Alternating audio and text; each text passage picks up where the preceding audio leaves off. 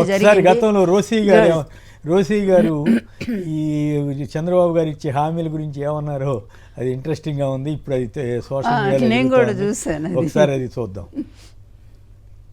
తర్వాత పార్లమెంట్ ఎన్నికలు జరిగాయి.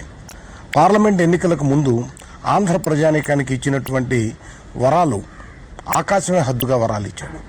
కనపడినటువంటి ప్రతి మనిషికి ఏం కావాలి నరుడా కోరుకో, నీకు అన్నీ ప్రసాదిస్తున్నానని చెప్పాడు.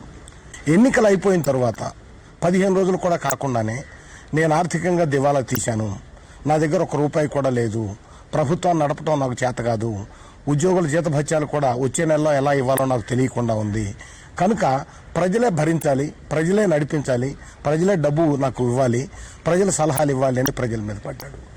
ఇది బహుశా నాకు తెలిసినంత వరకు భారతదేశ చరిత్రలో ఏ రాష్ట్ర ప్రభుత్వం కూడా అధికారపూర్వకంగా నేను దివాలా తీశాను అని ప్రకటించుకున్నటువంటి సందర్భం ఇంతవరకు కని విని ఎరుగు.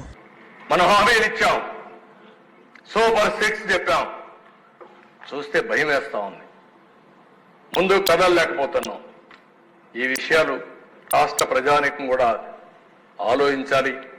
సీరియస్గా ఆలోచిస్తే తప్ప ఈ సమస్యగానే ఎప్పుడూ ఉంటుంది. ఏ నాయకుడైనా సరే, పబ్లిక్ లైఫ్లో ఉండే నాయకుడు, ప్రజా జీవితంలో ఉన్న నాయకుడు బాధ్యతగా ఉండాలి. మనం ట్రస్టీస్ మాత్రమే, పెత్తందారులు కాదు. రైట్. ఇప్పుడు వీళ్ళు దిగిపోయేటప్పుడు 100 కోట్లే కదా ఆ రోజు ఖజానాలు.